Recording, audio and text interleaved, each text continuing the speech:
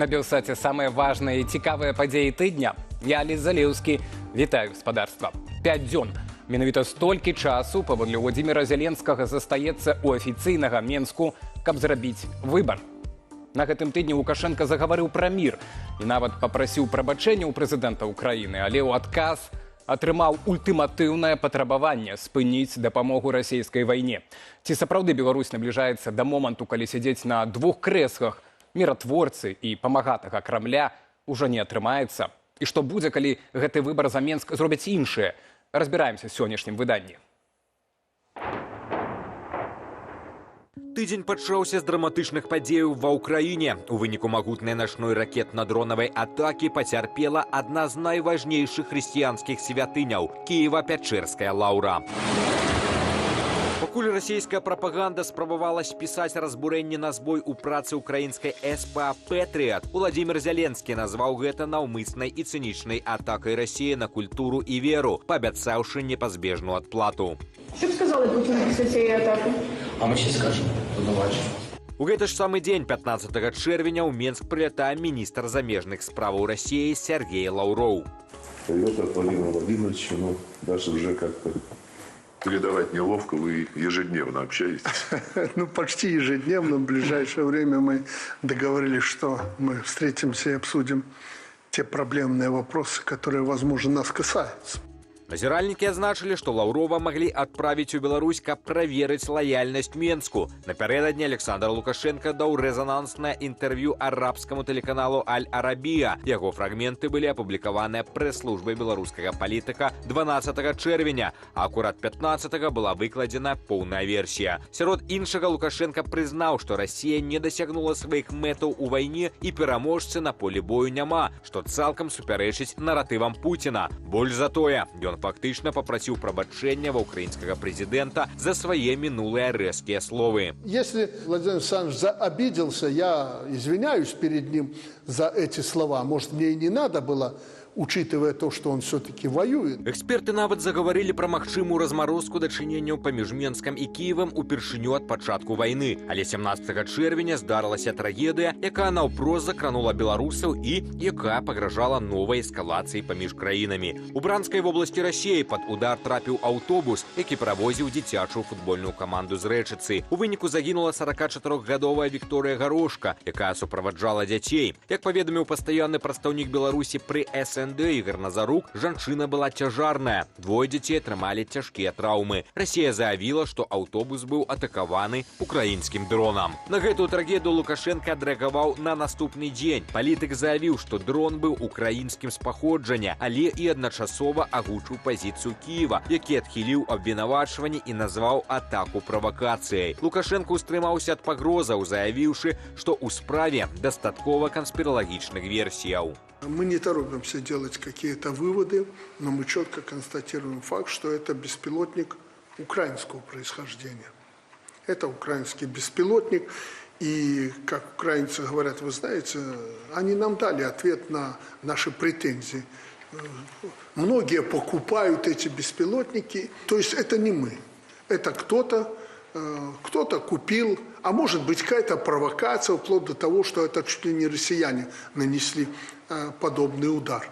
Но некоторые вещи уже сегодня известны. Они говорят, что в это время не наносились удары по Бранской области, но тот же водитель автобуса говорит, что он лично, наверное, как и другие следствия, покажет, видел не один дрон, а несколько, которые, как он говорит, жужжали и летали над автобусом. Ужо пасля гэтай заявы СБУ апублікавала перахоплены сакрэтны рапорт расійскага маніторынгавага цэнтру «Бяспечны рэгіён». З дакументу вынікае, што ў момант абстрэлу аўтобуса расійскія сродкі сачэння наогул не фіксавалі палётаў БПЛА з боку Украіны ў гэтым раёне. У гэты ж дзень, 18 чэрвеня, увага ўсяго свету была ўжо на самай грандыёзнай і маштабнай атацы на Маскву і Падмаскоўе, якую нават расійскія вайскоўцы назвалі беспрэцэдэнтнай. 2 километра до МКАДа. Вопрос какого? Это все сюда долетает. У нас самое лучшее ПВО. Сродкі паражэння дасягнулі нафтаперапрацоўчага заводу ў Капотне. Падчас адбіцця гэтай атакі быў зафіксаваны інцыдэнт, які пацвярджаюць відэаматэрыялы відавочцаў. Расійская зенітная ракета пасля пуску пацеліла ў рэзервуар з палівам на ўласным жа НПЗ, што прывяло да маштабнага выбуху.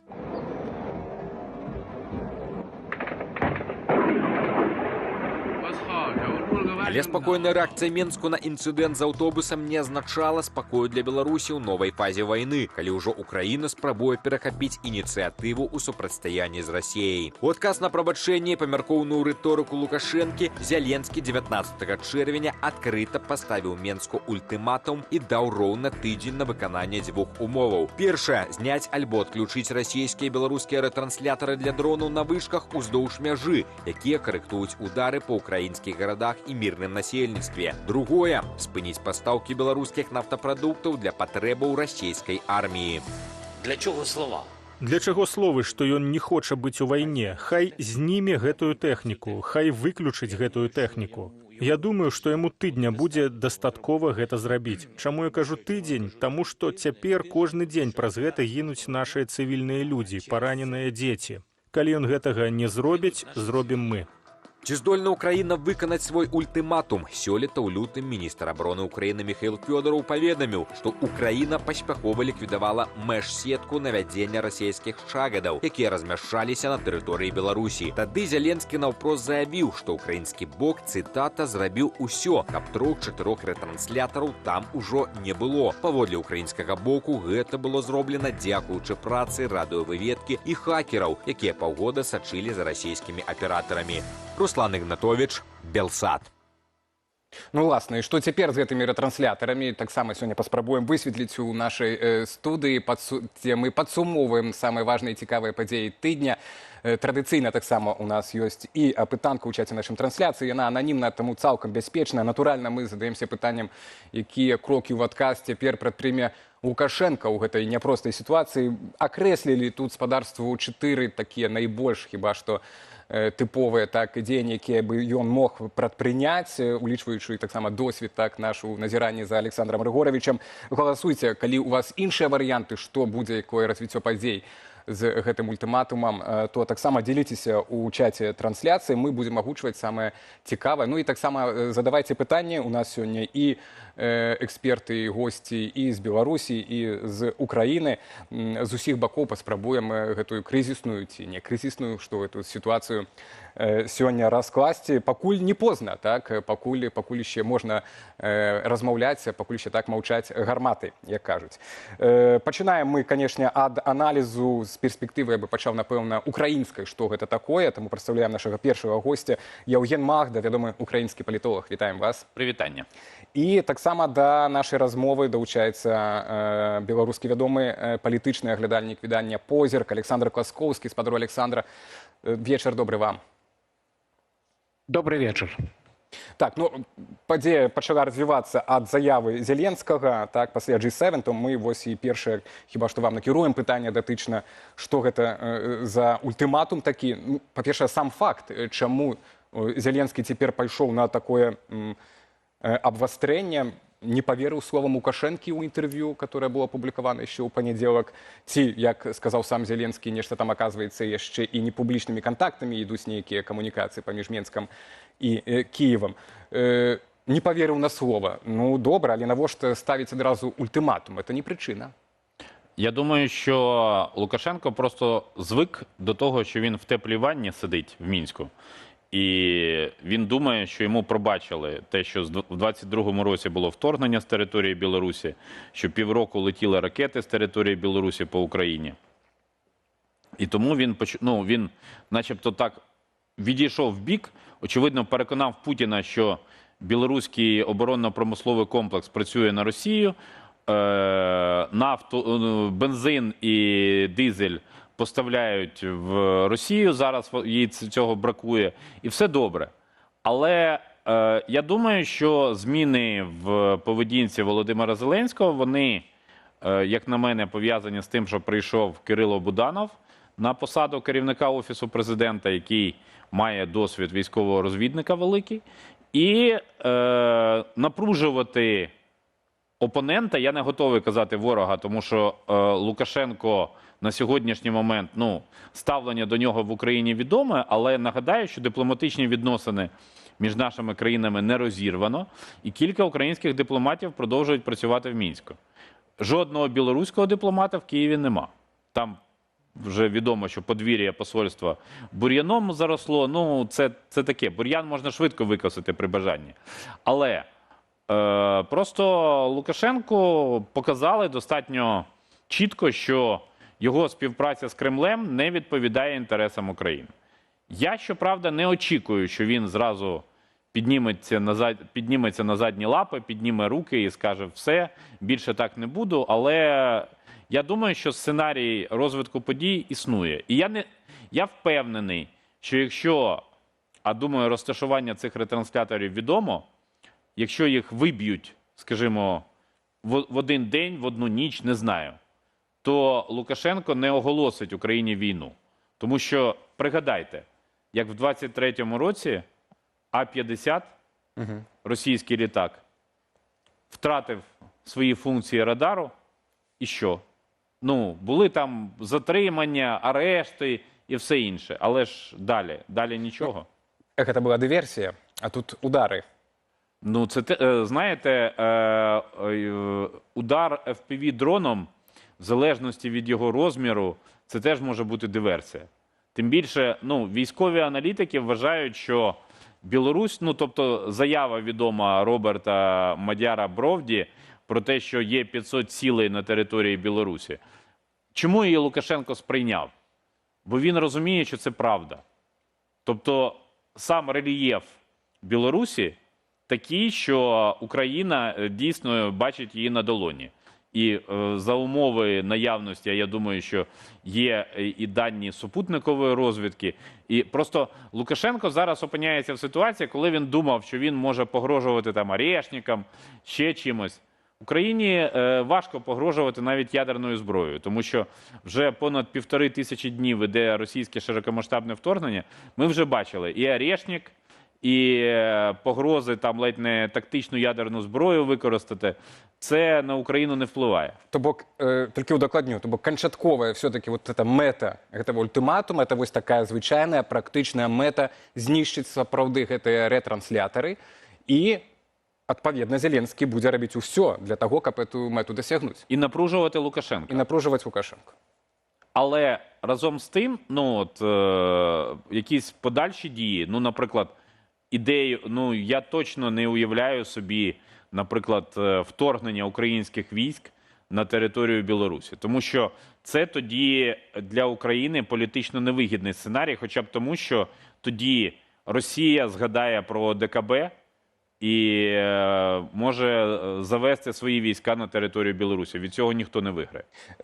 Спадар Александр, так, мы зараз яшчэ вернемся да магчымай, па-першае, механікі, якім чынам, так, гэты ультыматум можа быць ажыццёўлены Зеленскага, ну і што можа быць адпаведна пасля. Спадар Александр, ну, для вас пытанне, тут ужо в размове у мяне вынікла, так, ну, ці сапраўды, вось, як кажа спадар Еўген, Александр Лукашенко ў выпадку такіх нейкіх лакальных удараў, так, па гэтым рэтрансляторам, як себе будзе паводзіць, і гэта такое ўжо хіба што другое пытанне, але першае, для мяне, в прынцыпе, вось, гэта ўсё ж пачалося ад гэтага інтэрв'ю для Аль-Арабі, і аўтобус пасля быў, так, і пасля ультыматум Зеленскага. Вось у гэтым Аль-Арабі інтэрв'ю Лукашенко паўстаў для нас, ну, іншым абсалютна, як мы памятаем яго за гэтыя гады падтрымкі расійскай агрэсіі. Тут ён умераны такі быў. Ну, уже не буду тут это, так, ваш хлеб забіраць. Ці сапраўды, на вашу думку, ён так вырашыў змяніць сваё стаўленне да вайны, да удзелу Беларусі ў вайне, і сапраўды ўжо гатовы, вось, як ён тады сказаў, што вайну трэба завяршаць, ну і Беларусь тут гатова таксама ўжо, як бы, мірна сябе паводзіць. Ці гэта такая доўгатэрміновая сапраўды, ці вот нешта часовае, што Лукашенко ўжывае? Гэта, я думаю, не часовае. Гэта, калі казаць коротка, ён не на жарт спалохаўся. Спалохаўся менавіта таму, што ён убачыў сілу Украіны, яе прагрэс вось у гэтай ракетна-дронавай вайне. калі ўжо украінскія дроны дастаюць і да Масквы, і да Урала, то Беларусь сапраўды, як вось тут гучала яна ўся як на далоні, і ён сам гэта прызнаў, дарэчы. Ён у тым самым інтэрв'ю Аль-Арабіі сказаў адкрытым тэкстам фактычна, што мы безабаронныя, і гэта такім кантрастам вялікім прагучала на тле ранейшых усялякіх такіх барабаннай вось гэтай параднай рыторыкі. Некалі ж ён у 22-м годзе якраз перад гэтым шырокамаштабным уварваннем смяяўся з украінцаў, казаў, што ў іх там драўляныя аўтаматы і болей за 3-4 дні яны супраціўляцца не змогуць. Вось вам і драўляныя аўтаматы. Карацей, у яго мурашкі па спіне прабеглі, і ён зразумеў, ён жа казаў сваім генералам днямі на сустрэчы, што мы ўсе смяротнікі. Вось, што было у духу «Красная армія всех сильнее», то усе смяротнікі, так бы мовіць, натхніў сваіх генералаў у двукосці. То бок, гэта рэальны спалох, і ён на поўным сур'ёзе ўспрыняў вось гэту чорную метку, у прыватнасці ад Роберта Броудзі, пра якога таксама згадывалі, пра тое, што 500 цэляў у Беларусі ўжо на алоўку. І, канешне, ён найперш думае пра сваё і палітычнае, і фізічнае выжыванне, і сябе, і сваёй сям'і. Адсюль вось усе гэтыя рэверансы, якія, на мой погляд, Зеленскага толькі Зеленскаму і ягонай камандзе толькі дадалі куражу. Яны ўбачылі, што ага, Лукашенко баіцца, Лукашенко прагінаецца, значыць, трэба ціснуць яшчэ мацней. І вось таму прагучаў гэты ультыматум, які на наступны дзень быў яшчэ і ўзмоцнены тым жа Зеленскім. Спадар Александр, але вось на вашу думку, вось, бо спадар Євген кажа, што я бачу таксама украінскія спікеры і афіцыйна, неафіцыйна кажуць, так, магчымы удар праз 5 дзён, калі Лукашенко нічога не зробіць з гэтымі рэтрансляторамі. Магчымая некая аперацыя ўкраіны. Якім можа быць адказ, на вашу думку, Лукашэнкі, улічваючы вось гэтую новую ягоную лінію паводзінаў, якую мы пабачылі в інтэрв'ю для Аль-Арабі? Я згодны са спадаром Яўгенам, Лукашенко ў кожным разе не палезе ў вайну, не пашле ў бой сваю армію, нават калі будуць нейкія ўдары. Мы не ведаем, якім чынам мае на мэце Зеленскі і ягоныя вайскоўцы вывесці з ладу гэтыя рэтранслятары, калі Лукашенко сам іх не дэмантуе. Ну, ў сэнсе, ягоныя людзі не дэмантуюць. Гэта можа быць удар дронаў, можа гэта нейкая дыверсійная аперацыя, можа гэта хакеры неяк спрацуюць. Вось. Але ў кожным разе Лукашенко сёння разумее, што калі Беларусь уцягваецца ў гарачую фазу вайны, то гэта для яго катастрофа і палітычная, і, магчыма, нават у фізічным плане ягонае далейшае існаванне не будзе забяспечана. Таму ён будзе выкручвацца, я думаю, у гэтай сітуацыі.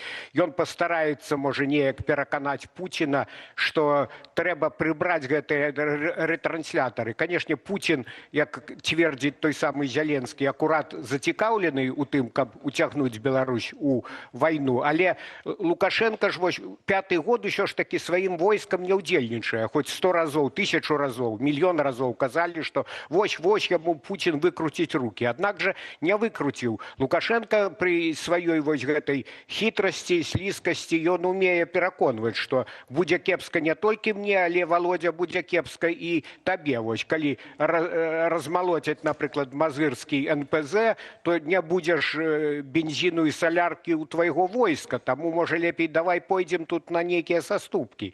Я дапускаю, што ён пастараецца разруліць гэтую сітуацыю неяк не публічна, без страты твару, каб і саступіць украінцам і з Пуціным неяк знайсці агульную мову. Але не факт, што гэта ўдасца. І вось тое, што Украіна робіць, вось гэты псіхалагічны ціск, псіхалагічны наступ на Лукашенко, які доўжыцца ўжо некалькі месяцаў, гэта такая прадуманая інфармацыйна-псіхалагічная аперацыя, на мой погляд, скіраваная найперш на тое, каб менавіта уздзейнічаць на слабейшае звяно ў гэтым хаўрусе двух аўтакратаў, двух дыктатараў, і каб убіць па магчымасці клін паміж Лукашэнкам і Крамлём. Ну, гэта таксама пытанне, наколькі рэалізуемы сцэнар. Спадар Яўген, вось вы кажаце, што гэта ультыматум, гэта вось гэтыя рэтранслятары і напружваць, так, напружваць Лукашэнку, пра што кажа спадар Александр, з гэтым ІПСО. А якая канчатковая мэта гэтага напружвання, і дзе вось тут разуменне той мяжы, дзе напружванне проста Лукашэнкі можа справакаваць сапраўды адкрыццё другога фронта ці больш нейкія жорсткія дзеянні, напрыклад, расійскіх войскаў, так, на той жа самай тэрыторыі Беларусі, каб там адказаць, напрыклад, ці падтрымаць таго ж сама. І таксама такім чынам правакуецца Беларусь, так, на ўцягванне гэтага. То бок, дзе вось гэтая мяжа, што вот мы вклін в аб'ем? Чаму такі сцэнар, і ви бачыце яго рэалізуемым? Я думаю, що треба Лукашенку пропонувати ідеї вже опрацьовані, наприклад, з Коулом. Звільнення політичних в'язнів. Там цей процес зараз зупинився.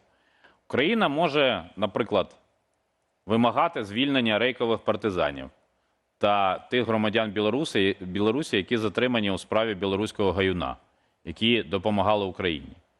Вимагати, щоб він боровся за звільнення калиновців Кліща і Тромблі, які вже 4 роки перебувають в російському полоні. Ну, це, так би мовити, є аналогія. Там Лукашенко боровся за експорт калію, калійних добрив, але що він отримав від Сполучених Штатів дозвіл на експорт, а далі, ну як, якщо він вивозить, то далі через територію Росії, а ні Польща, ні Литва, ні Україна зараз до цього не дотичні і гроші за транзит не отримують. Тому з ним треба говорити по аналогії, які на сьогоднішній момент існують. Тобто говорити, ти звільняєш людей, ми на якийсь час заплющуємо очі на існування ретрансляторів. Наприклад, це можливо. Лукашенко, ну, я ж не, як і ви, я не можу знати всього того, я думаю, що прихід Буданова дійсно змінив ситуацію, бо для мене, я це побачив, знаєте коли? Коли в грудні, наприкінці минулого року, звільняли велику групу політичних в'язнів, коли Біляцького звільнили, і звільнили Бабарика, Колєснікову, і Буданов був серед тих, хто зустрічав їх. Він тоді ще не був керівником Офісу президента, бо він ним став тільки на початку року. Але він тоді промайнув. Раніше його так зазвичай не показували. Я думаю, що в білоруській темі у Буданова, ну як у розвідника, є достатньо висока експертиза.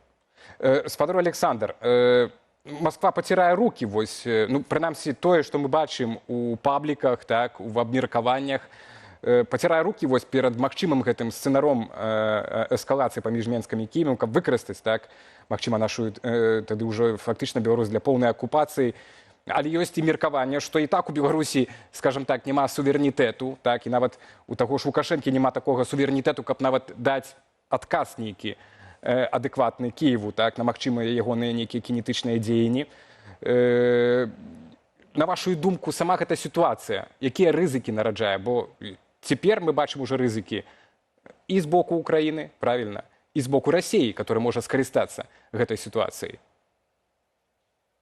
Ну, что тычется России, то у пабликах пишут так званые турбопатриоты, те грубей, кажучи, отмороженные такие персонажи. А еще ж таки, я думаю, что московские стратегии, хотя в 22-м году они так само певную ступень отмороженности показали, думали, что их с кветками на Украине будут в Украине сустракать, и пролечились вельми жорстко, як вядома. Але, тем не менее, сёння нават чисто арифметичные разлики показывают, что коли, например, пачнецца, узнікне яшчэ адзін фронт, скажем так, паўночны для Украіны, паўднёвы для Беларусі, то у Пуціна просто няма войскаў. І Лукашенко ж пра гэта казаў у інтэрв'ю Аль-Арабіі. Ён нават перавялічыў у сваёй манеры, кажа, 1500 кіламетраў, насамрэч 1084 кіламетры мяжа Украіны з Расіяй, з Беларусю, прабачце. Але ўсё адно гэта вялікая лінія такая, і Лукашенко прызнаў, што калі пачнуцца баявыя дзеянні, то не тое, што наступаць, а ўтрымаць абарону не удастся, что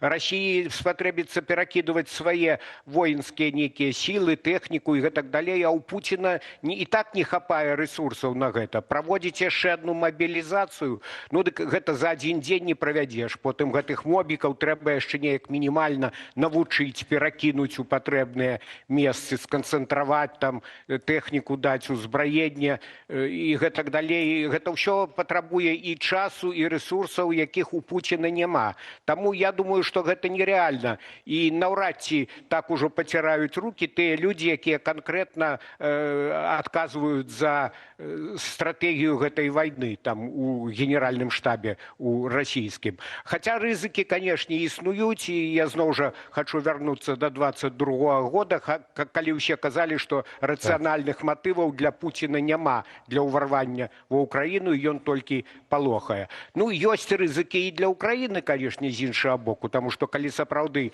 пачнецца гарачы канфлікт на украінска-беларускай мяжы, то гэта таксама запатрабуе вялікіх сіл. Цяпер там, наколькі я ведаю, можа спадар Яўген мяне паправіць, каля 15 тысяч толькі украінскіх вайскоўцаў. Гэта разам там з паліцыяй, з тэрытарыяльнай абаронай, гэта не надта вялікія сілы. І таксама няма рэзерваў, каб перакідаць на гэты патэнцыйны фронт. Таму усе бакі рызыкуюць, але я думаю, што украінцы цяпер на драйве, так бы мовіць, на куражы. Яны адчулі сваю сілу, яны адчулі нейкі пераломны момант у гэтай вайне. Калі раней у іх дамінавала тактыка ў дачыненні да Лукашэнкі не злаваць дзеда, то яны зразумелі, што дзед слабы, дзед трасецца, і наадварот трэба яго палохаць, каб ён, ну, канешне, ён уже не пераробіцца, не перакуецца, не перавыхаваецца, ну, але хоць меней будзе дапамагаць Пуціну, і тое добра. І я згодны са спадаром Яўгенам, што з яго можна выціскаць нейкія тактычныя саступкі, вызвалення палітзняволеных,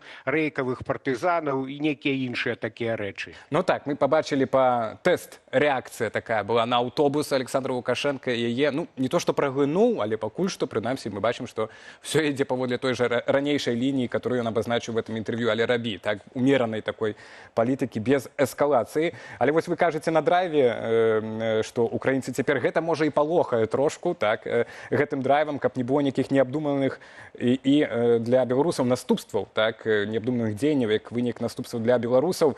Для Зеленскага, гаспадару Яўген, вось нерэалізацыя, магчыма, гэтага ультыматуму, так, праз 5 дзён. Гэта будзе мець нейкія палітычныя наступствы, ці повестка медийна перамле і забуде? Так, у нас, ви знаєте, ми живемо в настільки динамічному світі зараз. Ну, Україна, от я згоден з паном Олександром, що насправді вона, ну, знаєте, як такий, як дебютантка на геополітичному великому балу. Тобто її, ну, в лютому 22-го ж всі ховали, правда? Всі казали, що розвалиться, Росія влупить. Не тільки ж Лукашенко. Ну, Лукашенко про це казав відверто, там, Кисельову. Але і на Заході, ну, переважна більшість аналітиків, експертів, політологів, журналістів, політиків казали, Росія вдарить і Україна розвалиться. Зараз Україна не розвалилась. А оця кришка від резервуару на московському НПЗ, вона ж, це фото, відео, воно ж обійшло всі західні медіа, абсолютно всі. І я думаю, що ці зміни дійсно, ну, тут питання навіть не стільки в куражу, а в тому, наскільки, ну, Лукашенка можна підтискати до певних поступок. Тому що є ризики в тому, що, ну, наприклад, якщо Україна розпочинає інтервенцію, то, наприклад, хто дасть гарантію, що не зміниться ставлення Заходу? Тому що одна справа, коли Україна жертва агресії, і вона має отримувати озброєння. А ви, наприклад, знаєте, мабуть, що країни Заходу, в тому числі Сполучені Штати, виступали проти того, щоб Україна використовувала свого часу на території Курської області, навіть в умовах реальної війни, не використовувала західне озброєння. З Білорусі я не випадково згадав про дипломатичні відносини. Тобто нам це може подобатись чи не подобатись, але Білорусь – член міжнародної спільноти. Вона, власне, Білоруська Радянська Соціалістична Республіка та Українська Радянська Соціалістична Республіки одночасно виступали співзасновниками Організації Об'єднаних Націй. Так, по волі Сталіна, це все правда. Але ж, ну, все одно існують, ну, певні норми міжнародного права, за які світ чіпляється. Ми зараз живемо в умовах трансформації, ми розуміємо, що коли все закінчиться чи призупиниться, то будуть нові норми. Але зараз все ще існують старі. І Лукашенко, ну, я не думаю, що в нього є така небезпека, що він не зустріне 32-гу річницю, як він став президентом Білорусі. Я думаю, що, на жаль, зустріне.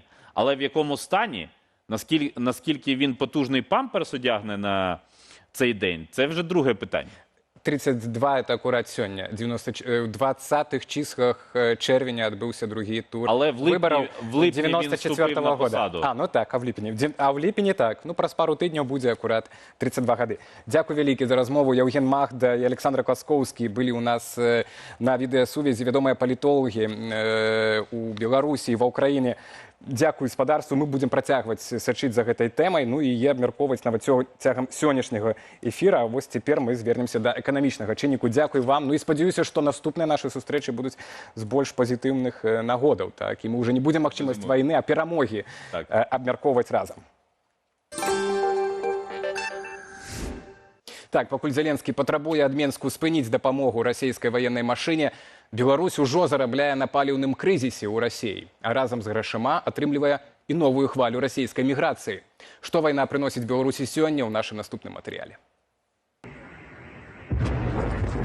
Тройчы за гэты тыдзень украінскія дроны білі па нафтаперапрацоўчым заводзе ў раёне Капотня на паўднёвым усходзе Масквы. Ён належыць «Газпрому» і з'яўляецца найбуйнейшым НПЗ ў рэгіёне. Пакрывае каля 40% паліўных патрэбаў расійскай сталіцы.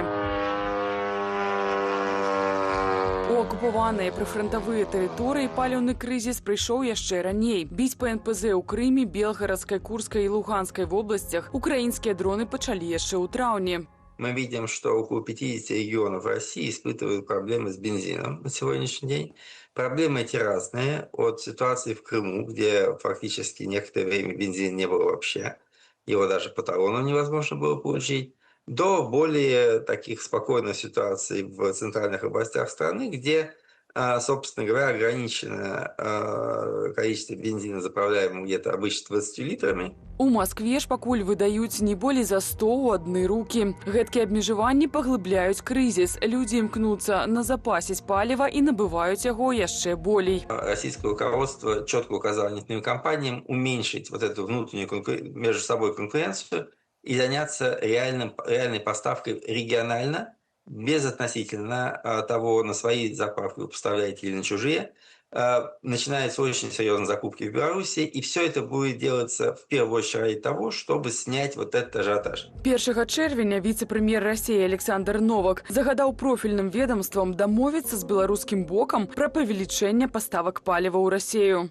Зная Лукашенко, сказывается для лукашенковского кармана позитивно. Ну, будем говорить объективно, он зарабатывает на этом деньги, и довольно серьезные деньги. Владимир Зеленский заявил о том, что Беларусь является одним из крупнейших поставщиков паліва для военки Российской Федерации. С 1 до 15 чэрвеня беларускія чыгуначныя пастаўкі аўтабензіну ў Расіі ў параўнанні з аналагічным перыядам траўня павялічыліся амаль у 3 разы і дасягнулі 70 тысяч тонаў. Пры гэтым цана паліва ў Расіі вырасла, бо яны вымушаныя плаціць за беларускае паліва на 40-50% больш, чым за ўласнае. У самой жа Беларусі праз расійскі паліўны крызіс дэфіцыт паліва наўрад ці паўстане, лічыць эканамістка Тацяна Панкова, бо мы маем невялікую патрэбу ў паліве, але нельга не разглядаць і адваротную сітуацыю. Калі Расія ўсё захоча забіраць, то так, цэны будуць павялічвацца, але мне падаецца, што гэта такое важнае для уладу пытанне, што яны не будуць павышаць гэтыя цэны так скачкаабразна. Гэта будзе як і зараз, на 3 копейкі, на 4. Наяўнасць дастатковай колькасці паліва для Беларусі вельмі важная, бо наперадзе уборачная кампанія. 7 тысяч камбайнаў плануецца выпусціць на палі Беларусі з сярэдзіны ліпеня да канца жніўня. Гэта такая палітычна прыярытэтная кампанія, пра якую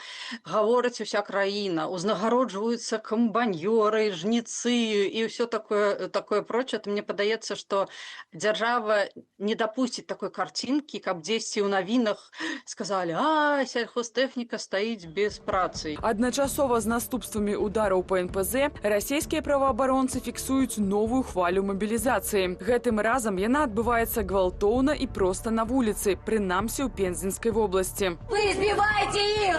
Мы знаем, что вы избили их!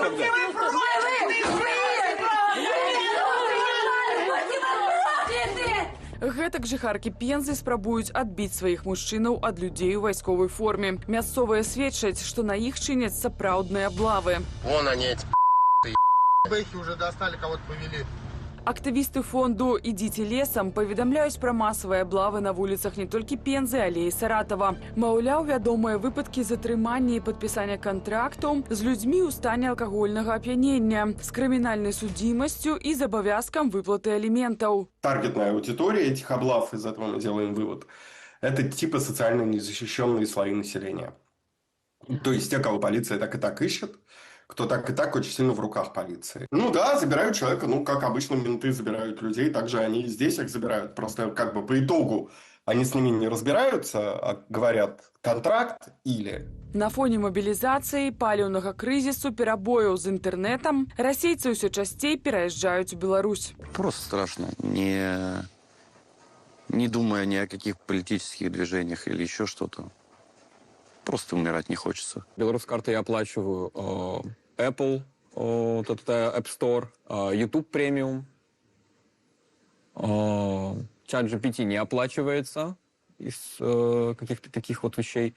А по большому счету, да, все работает. З фронту ўжо пачалі вяртацца людзі. Страшна ўявіць, у якім яны стане. Я жанчына, у мяне расце дачка. Я баюся. Я не хачу жыць у асяроддзі, дзе гвалт становіцца масавым. Першыя адгалоскі пераезду расейцаў у Беларусь – рост попыту і цэнаў на нерухомасць. Эканаміст Александр Кнырович звязаў гэты тренд менавіта з прыездам расейцаў. Паводле стану на чэрвень сярэдняя цана на кватэры ў Менску вырасла на 18% з пачатку года. Разам з набыццём нерухомасці расейцы робяць уклад у беларускую эканоміку і праз афіцыйнае працаўладкаванне. Але ёсць і лыжка дзёгцю, заўважаюць нашыя суайчыннікі ў сацыяльных сетках. Гэта пашырэнне расейскага культурнага ўплыву на Беларусь. Аліна Скрабунова, Белсат.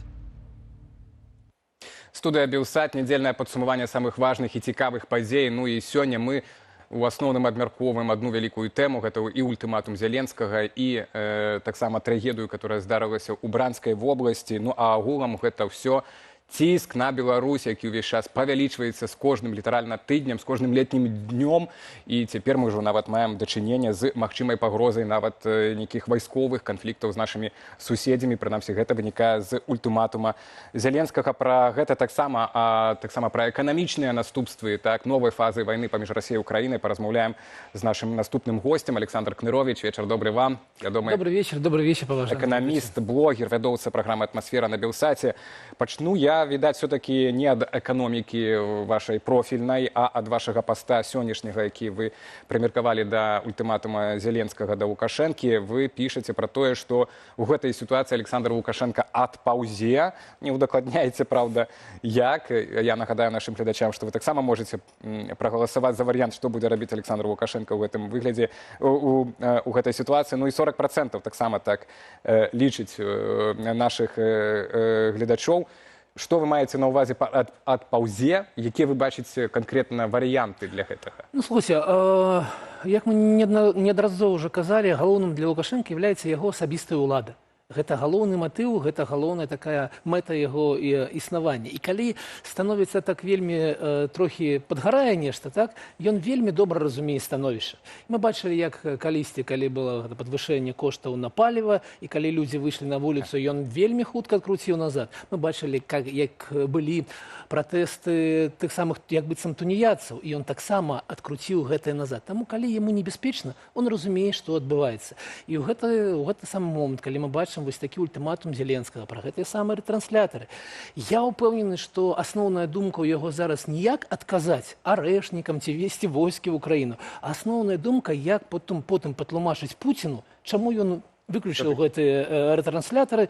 Ну, тое, што будзе казаць на словах, гэта будзе адно, а дзеянні яго, я ўпэўнены, будуць такія, каб не злаваць у данном выпадку не дзеда, а вельмі маладога чалавека, Зеленскага. Так, якога ён пачыналася все ад Володя, Гніда, а цяпер Владимир Александрович. Добры прэзідэнт. Так. Калі казаць пра другую умову, якую таксама Владимир Александрович казаў, гэта НПЗ беларускія, якія працягваюць падтрымліваць расійскую ВПК, і нават у разы цяпер мы ведаем, што дакладна выраслі пастаўкі нафтапрадуктаў у Расію праз чыгунку. Пытанне, ці в прынцыпе тэарэтычна нават Александр Лукашенко можа спыніць такую падтрымку? Мы ведаем, напрыклад, што мазырскі НПЗ на 43% належыць нафце расійскай. Так, ці фізічна Беларусь настолькі кантралюе гэта НПЗ, што мы можам добра все, а цяпер мы не падтрымліваем. Ну, спыніць вывоз паліва, канешне, Лукашенко можа там хвілін 10 гэта зойме прыпыніць вывоз паліва, але зноў трэба будзе нешта тлумачыць Пуціну. І ў гэты момант я нагадаю нашым гледачам, і таксама вось такі ёсць пункт гледжання, што, канешне, не ўсё паліва ў Расіі ідзе на вайну. І, канешне, Лукашенко ў гэты момант можа тлумачыць не так, як з энергастратарамі, што ён пастаўляе паліва для палевых работ, для сельгас некаіх прадпрыемстваў, а тое, што яны там некае іншае паліва ідзе да танкаў, да нейкіх іншых ваенных машын, гэта расійскае паліва. Таму тут не все так адназначна, да? Но гэта, конечно, я жартую, але тут ёсць нейкі маневр, тут ёсць некая рытарычны, прынамсі. Рытарычны маневр, нешта так тлумачыць для Лукашенко. В выпадку з ретранслятарамі, конечно, такого маневра няма. Ну, але вось кожны дзень мы новыя так маем пашкоджанне нафтасховішча сёння ў Керчі, учора ў Цюмені, НПЗ. То бок будзе пагаршацца сітуацыя з палівам у Расіі. Там акурат цяпер гэтае жніво таксама пачынаецца. Большая будзе патрэба паліва ў Расіі. Натуральна, што Масква яшчэ будзе больш прасіць паліва ў Беларусі. Ці тут мы ў стане даць яшчэ, па-першае, больш, ці мы на гэтым заробім? Ну, калі мы звернем увагу на тое, што кажуць расійскія эксперты, то Беларусь можа пакрыць не болей за 10% расійскіх патрэб паліва, так?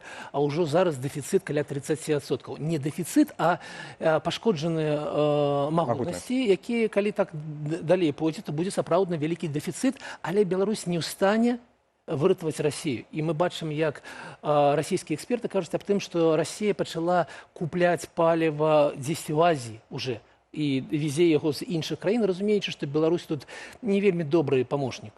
Таму я не думаю, што будуць нейкія такія вялікія наступствы менавіта для беларускай эканомікі, для беларускай сельскай гаспадаркі, як вы слушна заўважылі, што ў нас пачынаецца жніво. Так, але гэта калі кажам мы пра афіцыйны экспарт-імпарт, гандаль нафтапрадуктамі, але натуральна, што ў такім сітуацыі дэфіцыта ў Расіі будзе каласальны шэры рынак, з'яўляцца схематозы і гэтак далей. Мы ведаем, што ўжо цяпер ёсць праблемы з лагістыкай там пэўнай у Расіі. Ну, што ў Расіі можа патрошкі сыпацца там сектара эканоміку, так, у выніку нават гэтага паліва, таму што паліва такім кут, на якім все трымаецца, так, у эканоміцы, многае трымаецца. Вось наколькі тут магчымы ўплыў гэтай сітуацыі на Беларусь? Ну, ведаце, унутраная лагістыка расійская, гэта ўсё ж такі яе ўнутраная справа. Для нас вельмі важна, каб нафта доехала до наших НПЗ, а потом уже внутри Беларусі яно размяркоўваецца, і все ж таки я вельмі маю надзею, што гэта не будзе мець уплыў на Беларусь. Але тут ёсць іншае пытанне. Ці з'яўляецца мозырскі НПЗ і нафтан такой военной мэты? Вось гэта вялікае пытанне, таму што калі дакладна вядома, што з гэтага НПЗ ідзе паліва да расійскага войска, то чым ён адрозніваецца ад НПЗ ў Маскве з гэтай, ну, вельмі прыгожай, канешне, гэтай крышачкай, якая ўзлетала. Розніцы паміж імі няма, гэта такое ж самае НПЗ, і таму, ну, я ўпэўнены, што ва ўкраіне абмяркоўваюць магчымасць нанесці удары па НПЗ. Ну, вось таму я у вас і запытаюся. Папярэднія мае спікеры казалі пра вось гэтыя ретранслятары. Яны пагадзіліся над тым, што все-таки Украіна можа сапраўды іх нейкім чынам там знішчыць, але Лукашенко нічога ў адказ не прадпрыме, так, бо будзе старацца адпаўзаць, як вы кажаце. А вось у выпадку НПЗ гэта ўжо эфектна было б. Так, і там уже цяжэй будзе Лукашенку неяк не заўважыць і паказаць, што я тут дагэтуль кірую, але вось не абараніў. Ну, пытанне, а што ён можа? Што ён можа? Потому што, ну, как я пісаў у сваім пасце, калі паглядзець на лічбы, то ў Беларусі няма войска. І яно ёсць 65 000 чалавек, але гэта тыя самыя людзі, якія вашы суседзі, якія служылі в войску, якія расказваюць только камедыю адтуль, так? І мы разумеем, што сапраўднае войска, якое мае некі досвед, гэта 2-3 тысячы чалавек у Беларусі. Некага арэшніка, канешне, з тэрыторыі Беларусі не будзе, і таму Лукашенко зараз у стане калі ён не можа нічым адказаць Зеленскаму ў выпадку атакі на НПЗ, самае дрэннае, што можа адбыцца, як казалі ўжо ваши эксперты, о том, што Расія войдзе на тэрыторыю Беларусі і будзе прысутнічаць, і будзе акупацыя больш жорсткая, чым зараз ёсць. Але ў Лукашенка няма нічога такога, каб ён мог адказаць Зеленскаму. Так, это ўжо тады будзе зусім непрадказальна пакуль што для нас. Прынамсі, так, это гісторыя. Апошняе пытанне, вось гэтая сітуацыя, якой мы цяпер знаходзімся, это сітуацыя ўразлівасці Беларусі, гэта спроба Украіны перахапіць ініцыятыву ў вайне. Наколькі гэта такая сталая змена, так, у нашым рэгіёне, наколькі яна доўгатэрміновая, на вашу думку? Ці вы бачыце цяпер, што Расія вот за гэта некалькі месяцаў все-таки зможа неяк вярнуць сабе ініцыятыву ў вайне, знайсці гэтыя абарону ад гэтых дронаў, нейкія рэсурсы? Вы бачыце, што Расія можа вярнуцца на фронт, скажем так, з ранейшай упэўненасцю, каб і Лукашэнку упэўненасці дадаць? Ведаеце, я магу апірацца толькі на лічбы, а лічбы зараз за Украіну, а не за Расію. Мы бачым, якія вялікія праблемы в эканомікі ў Расіі, там дэфіцыт бюджэта, які б'е все рэкорды, там ужимаюцца бюджэтныя сектары, все, акрамя военных, там падзенне эканомікі і, канешне, вось топлівны крызіс, таму я не бачу, за кошт чаго зараз Расія можа неяк змяніць становішча. Ва ўкраіне нарастаюць вытворчасць дронаў, нарастае вытворчасць ракет, і Украіна адчувае сябе все больш упэўнена. І таму, ведаеце, крызіс эканамічны, ён разгортваецца вельмі доўга. 2-3 гады таму, калі пачынаўся ён, і калі эканамісты, у тым ліку я, казалі, што будзе так, як зараз, не было відаць не было, ведаеце, гэта як... Заказы дзяржаўныя ішлі, беларускай прадпрыемствы на поўніцу працавалі. Гэта як захворванне. Заробкі 15% раслі. Якое ўжо пачалося, і яго вы бачаць толькі медыкі, але чалавек яшчэ сябе не адчувае. І вось мы маем то, што маем, і, канешне, я не бачу перспектыў у Расіі, тым больш, што гэта пацвердзілі і амерыканскія эксперты, якія, дакладна тыдзень таму сказалі аб тым, што ўсё, Донбас не будзе захоплены ніколі. Няма ўжо ніякай дамовы па Анкориджу, яна не можа выконвацца. Гэта казалі прадстаўнікі адміністрацыі Трампа, таму я лічу, што гэта такое вельмі стратэгічная змена ў нашым рэгіёне. Дзякуй вялікі за размову. Александр Кнырович быў у нас у гасцях. Абмяркоўвалі мы эканамічныя наступствы для Беларусі апошняй новай фазы вайны паміж Расіяй і Украінай, і агулам гэтыя рызыкі, звязаныя з ультыматумам Зеленскага. Так, але куды мы ад гэтага ультыматума? Нікуды. Зараз падобная тэма, але ўжо з пункту гледжання G7, НАТО і іншых вялікіх геапалітычных гульцоў, бо ультыматум Зеленскага не адзіны сігнал, які на гэтым тыдні атрымаў Лукашенка. Еўропа таксама пачынае выстаўляць рахункі за ўдзел Беларусі ў вайне супраць Украіны, спецтрыбунал, новае патрабаванне да Менску і кулуарныя кантакты з Захадам. Ці сапраўды Беларусі прапануюць апошні шанец дыстанцыявацца ад расійскай агрэсіі, разбіралася Юлія Цельпук. Амерыканскі кантынгент у Еўропе будзе скарачацца, а выдаткі еўрапейскіх краінаў НАТО на абарону расці. Прагучала на сустрэчы міністраў абароны краінаў НАТО. Расія нарошчвае сілы ля межаў альянсу. Еўропа будзе мадэрнізаваць ядравую інфраструктуру, а таксама выдаткавала $1 мільярд Кіеву на закуп узбраення і сродкаў абароны. Украінская і нямецкая кампаніі дамовіліся наконт супольнай вытворчасці беспілотнікаў. Вытворчыя магутнасці будуць створаныя ў Нямецкай. Машыны, якія атрымалі назву «Тэрміт», будуць перададзеныя ЗСУ. Украіна дэманструе поспехі на фронте. Заходнія партнёры дазваляюць Кіеву біць заходняй зброяй у глыб Расіі. Яшчэ адно рашэнне паўстала на саміце Вялікай сямёркі – перадаць Украіне заблакаваныя расійскія актывы. Не забыліся і пра Лукашэнку. На яго адрас паляцелі 3 патрабаванні. Еўрапейская рада рашуча асуджае разгортванне ўзброеных сілаў КНДР у вайне супраць Украіны, а таксама працяглае вайсковае падтрыманне Расіі з боку Ірану, Беларусі і КНДР сярод іншых. Еўрапейская рада заклікала Беларусь спрыяць абмену палоннымі і вярнуць ва ўкраіну ўсіх незаконна дэпартаваных і перамешчаных без згоды Кіева украінскіх дзяцей. Скончыць гібрыдныя кампаніі і правакацыі на мяжы з еўразвязам. Напярэдадні ж украінскі бок перастаў стрымліваць далучэнне беларускіх прозвішчаў да спісу асобаў, якія пойдуць пад спецтрыбунал Рады Еўропы па злачынствах агрэсіі супраць Украіны. Падобна, Кіеў выстаўляе Лукашэнку рахункі за 22 год. ціск на адміністрацыю Лукашэнкі узгоднены і цалкам можа ўключаць у сябе украінскія ўдары па НПЗ і войскам прыкрыцця, у тым ліку прыкрыцця дзяржмяжы. Задача адкалоць Беларусь ад РФ, як і Арменію. Нефармальныя перамовы вядуцца. Менск таемна наведваў кіраўнік французскай выведкі. Тэлефанаваў Лукашэнку і сам Эмануэль Макрон. Працягваюцца перамовы з амерыканцамі. Перад Кіевам Лукашенко прасіў прабачэння за рэзкую ваенную рыторыку і нагадаў, што заканчэнне вайны не ў ягоных руках. Все зависит от желания буквально нескольких человек.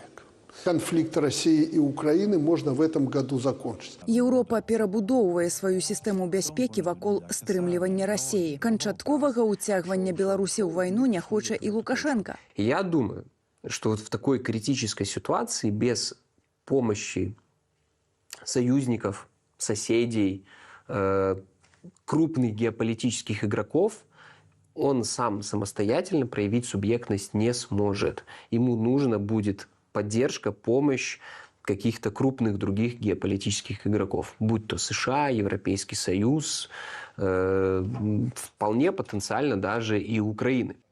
Хаўруснік Пуціна не адмаўляецца ад кантактаў з Захадам, але ўсцяж не ведаем падрабязнасцяў перамоваў. Згодна з крыніцамі Паўла Латушкі, беларускі дыктатар гатовы працягваць геапалітычны бартэр толькі пасля зняцця санкцыяў з Беларусі. Але такі расклад быў яшчэ да ультыматума Зеленскага. Юлія Цяльпук, Белсат. Белсат, так, і жывы эфір. Шановне гаспадарства, абмяркоўваем самыя важныя падзеі тыдня. Неадчэпны ўспамін у чаце нашай трансляцыі піша: з Крыма пачалося, там усё і скончыцца, сапраўды складаная сітуацыя там. Мы сёння пра гэта яшчэ не паведамлялі, што бензіна, нібыта нават ужо для індывідуальных, для звычайных, для фізічных асобаў не прадаюцца, толькі для дзяржслужбаў. Ёсць паліва на гэтай паўвыспе. Рыгор Ніжнікаў, старэйшы навуковы працаўнік Фінскага інстытуту міжнародных стасункаў, з намі на відэасувязі знаходзіцца. Вечар добры вам, спадар Рыгор. Вітаю. Ну, напэўна, пачнем. Ці, на вашу думку, пакуль што ўсё, што мы абмяркоўвалі перад гэтым, вынікае, што нібыта, ну, прынамсі, Украіна ці Захад для Беларусі вось у гэтай новай фазе вайны паміж Расіяй і Украінай рыхтуе нейкі асобны сцэнар для Беларусі. Вы яго пабачылі? Ці пакуль Беларусь все-таки для Захаду застаецца толькі тым дадаткам да расійскага кейсу? З якім час ад часу, але сапраўды трэба штосьці рабіць? Санкцыі прымаць, там, заяву па вяртанню дзяцей?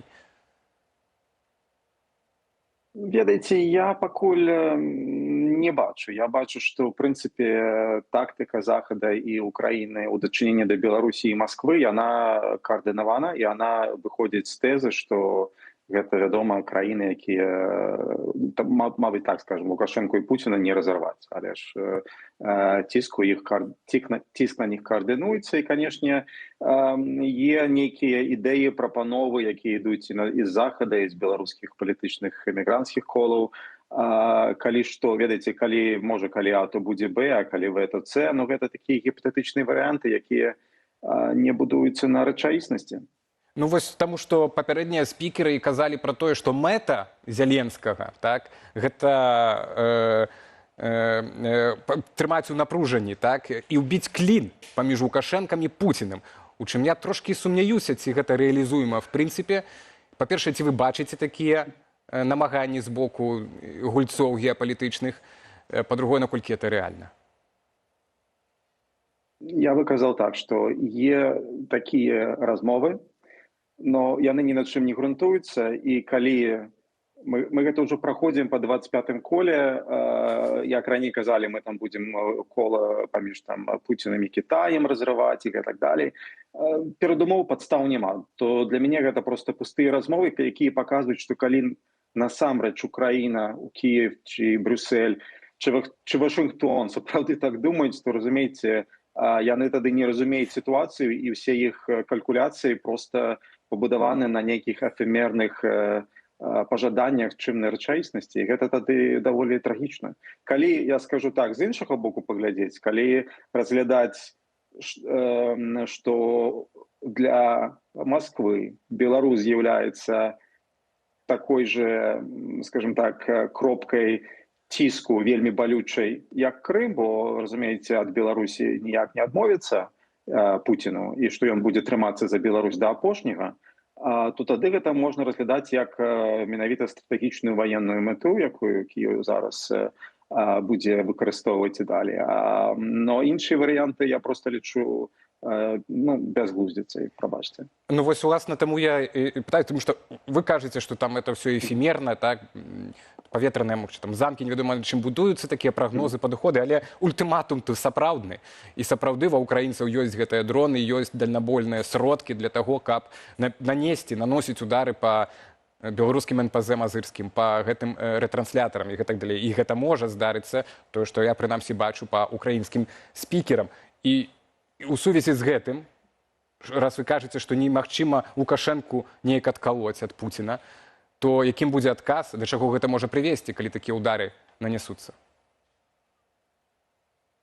Разумееце, па-першае, дарэчы, мы з вами тут в эфіры абмяркоўвалі гэта і ў мінулым годзе, і раней, што той, хто чакае, што гэта вайна не затроне менавіта балюча Беларусь, вельмі памыляецца, бо калі гэта вайна за існаванне і, як кажуць, за выжыванне з абодвух бакоў, то якая і будзе доўга ісці яшчэ, то, разумееце, ў нейкім сэнсе яны будуць прымаць все больш і больш радыкальныя меры.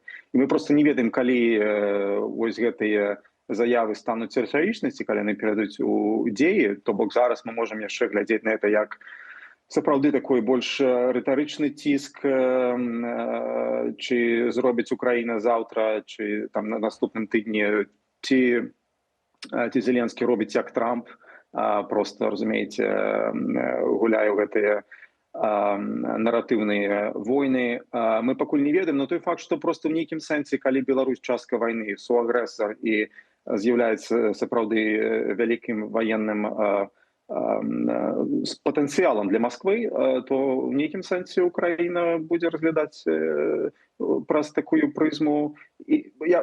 То бок, вось менавіта як ваенную стратэгічную мэту, гэта мы можам глядзець. Но як адарваць Лукашэнку ад Пуціна, ну тады мы не разумеем, тады яны не разумеюць, як будуецца сёння адносіны паміж Пуцінам і Лукашэнкай зусім.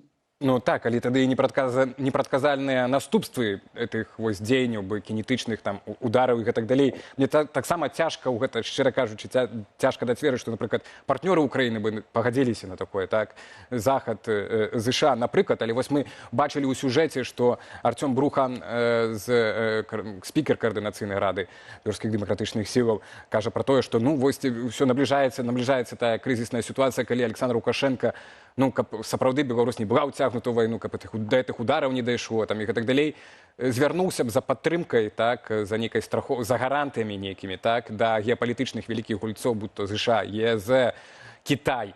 Так, у дадзеным выпадку вы бачыце такую магчымасць, і ці яшчэ рана пра гэта думаць, і яшчэ ён сам можа неяк выкруціцца з гэтай гісторыі? Гэта цалкам немагчыма. Ну, гэта зусім нереалістычна, і я ведаю, што для такіх заяваў є аўдыторыя на Захадзе, і в нейкім сэнсе мы можам казаць, што нейкі є дыалог на тэхнічным узроўні на Захадзе, а можа Лукашенко сапраўды, бо, разумееце, калі нават з беларускай апазіцыі экспертных колаў ідзе вось гэтыя планы, размовы, а давайце энгейджыць і дыалог з Лукашэнкай, бо там нехта нешта, ну, это размова як у пікейных там жылетаў, да, то бок, а вось калі так, а вось там Чимберлен то, Дрейфус все. Я не бачу ніякіх перадумоваў, гэта немагчыма, і гэта ні да якіх... Лукашенко не зможа адысці ад Пуціна ні на крок. Не на крок, але ад вайны зможа. У нас одна хвіліна, спадар Рыгор, у нас одна хвіліна. Але ад вайны, ад вот этой небяспекі вайны, ён зможа адысці, бо мы бачым, што ён хоча гэта рабіць, дэманструе рытарычна гэта в этом інтэрв'ю. Маўчыць пра аўтобус. Не, тады Лукашенко стане першай вайсковай ахвярай гэтай вайны. Першы беларускі палкоўнік, які загіне з боку Беларусі, Москва я просто избавіцца ад Лукашэнкі, скажа, ну, разумееце, гэта Беларусь не Арменія нават. То бок, калі Москва палічыць, што трэба будзе выкарыстоўваць Беларусь у вайне, яна выкарыстуе. І ніякі Захад тут не ўратуе. Ніхто за Беларусь, на жаль, не будзе вцягвацца, бо яны добра разумеюць узровень стратэгічнага кантролю Москвой над Беларусью, і тут нікуды не ідзецца. Спадар Рыгор, дзякуй вам за гэты холодны душ напрыканцы нашага эфіру датычна нашых перспектываў. Што ж, трымаем кулакі, каб, да, это все, калі і бабахала, то з мінімальнымі наступствамі для нас, но нам што, пільнавацца адзін аднаго і сочым за бяспеку. Дзякуй вялікі за размову. Рыгор Ніжнікаў, старэйшы навуковы супрацоўнік Фінскага інстытуту міжнародных стасункаў, быў з намі на відэасувязі. Спадарства, мы ўжо паволі будзем завяршаць сённяшні насычаны эфір. Так, разбіралі мы гэты ультыматум Зеленскага. Як бачым, лета абяцае быць гарячым не толькі паводле тэмпературных прагнозаў, але і паводле падзей вакол нашай краіны, самых што не ёсць гарачых. Насуперак навінам зычу вам сапраўдных летніх эмоцый, адпачынку і халоднай галавы для прыняцця рашэнняў. З вамі быў Олег Залеўскі. Да сустрэчы на Белсаце.